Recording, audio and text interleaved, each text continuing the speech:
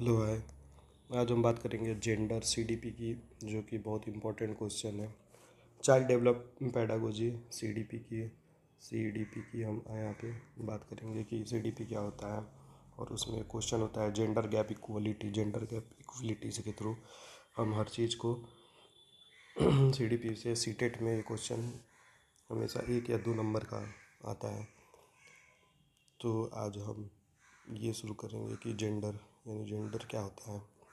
तो जेंडर जो होता है ये कन्वेंशनल प्रोसेस रूढ़िवादिता के लिए हम जानते हैं जेंडर में कि ये शुरू से चलती आने वाली एक प्रक्रिया है जिसको हम जेंडर बोलते हैं। और एक होता है जेंडर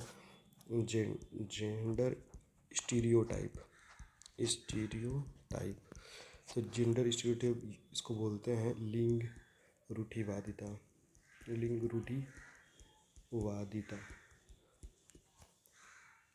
तो आज के टॉपिक में हम बात करेंगे जेंडर यानी लिंग के बारे में और जेंडर रूढ़िवादिता के बारे में। तो लिंग जो वर्ड होता है ये पॉजिटिव वर्ड के थ्रू हमेशा देखा जाता है और ये पॉजिटिव वर्ड ही होता है। फिर उसके बाद एक होता है सेक्स। दोनों में अंतर होता है। एक जेंडर होता है जो पॉजिटिव सेंस में लिया जाता है, सामाजिक संरचना के थ्रू लिया जाता है, और दूसरा जो लिया जाता है वो जैविक संरचना के थ्रू होता है।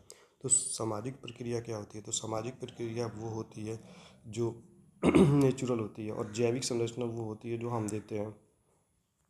यहाँ से ये क्वेश्चंस आते हैं, पूछे जाते हैं। फिर जेंडर इक्वलिटी रोल क्या होता है? अगर लड़की होगी तो लड़की वाली काम करेगी, लड़का होगा तो लड़का वाला काम करेगा। जैसे लड़का रोता नहीं है, तो ये एक स्टीरियोटाइप मेंशन है। लड़के भी रोते हैं और लड़कियां भी रोती हैं। इक्विलिटी एंड जेंडर रूल्स, समानता और लैंगिक भूमिका। इसमें क्या आता है, गवर्नमेंट ने भी इस चीज़ को मेंशन किया है कि दोनों समान होंगे, इक्वलिटी होंगे, दोनों इक्वल होंगे, कोई बड़ा और छोटा नहीं होगा। इसको हम बोलते हैं सामाजिक लैंगिक भूमिका। इसमें आपका गर्ल्स भी और बॉयज़ भी दोनों साथ में होंगे, किसी को बड़ा और छोटा नहीं कर सकते हैं। जैसे इक्वलिटी यहाँ पे दिखती है, इसको इक्वलिटी यानी समानता बोलते हैं। समानता के अंदर ये हो गया कि आप इक्वल चीज़ तीनों के सामने रखें और उस पर खड़ा करें, तो वो इक्वलिटी होता है। इसमें सब देखेंगे, लेकिन हमारे जो गवर्नमेंट इसकी में इस चीज़ को दिखाया गया है कि इक्वलिटी क्या होती है। इक्वलिटी में अगर जनरल कैटेगरी और SC ST सब कैटेगरी में होते हैं तो सबके पास इकोनॉमिकली उतना पॉजिटिव साउंड नहीं होते।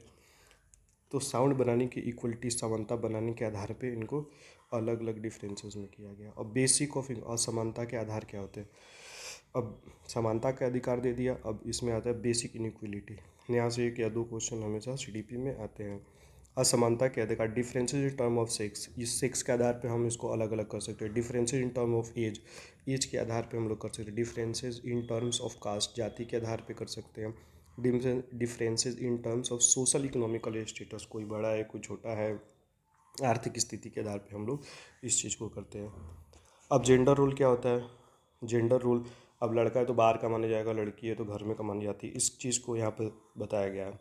ए person body language, the way person talk, जो बात करेगा, टॉक, वर्क और even think for determined by the social made gender soul, जो सोशली होते हैं।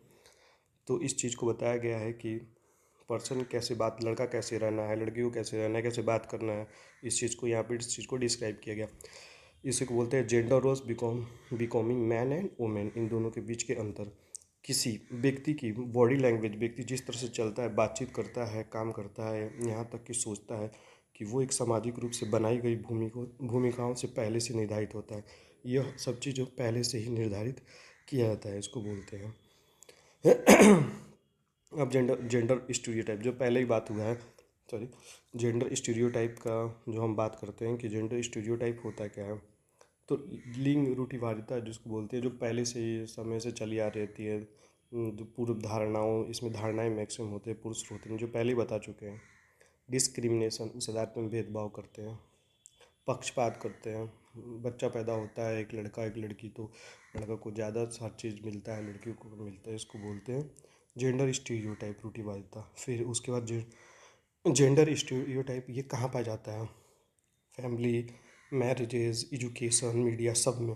मीडिया भी इस चीज़ को शो करती है। लैंगिक रूढ़िवादिता को मीडिया भी इस चीज़ को। अब जो आता है उसके बाद फ्यू कॉन्सेप्ट, इसके अंदर कुछ कॉन्सेप्ट होता है। जेंडर इक्वलिटी, लिंग पहचानना, gender role, gender typing, gender stereotype, gender discrimination, gender biases, ये पक्षपात के थ्रू ही होता है। अब हिडन सर्कुलम क्या होता है इसके अंदर? हिडन सर्कुलम, हिडन हिडन जो सर्कुलम होता है कि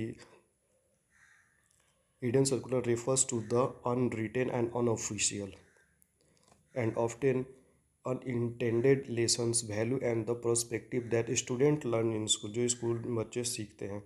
अब जो सिलेबस होता है, सिलेबस जो होता है, सिलेबस पूरी किताब को बोला जाता है। सिलेबस हो गया ये पूरी किताब, ये पूरा बुक हो गया, वो सिलेबस के अंदर आता है। पूरा बुक सिलेबस हो गया और सर्कुलम इसके अंदर आता है। तो ये पाठ्यचर्या का एक भाग होता है।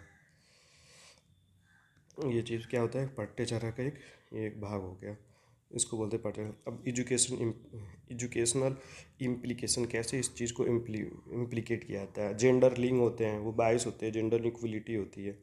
यहाँ से एक क्वेश्चन हमेशा एक मार्क्स ऑलवेज पूछे जाएंगे। एक क्वेश्चन हमेशा इस चीज़ से पूछा जाएगा।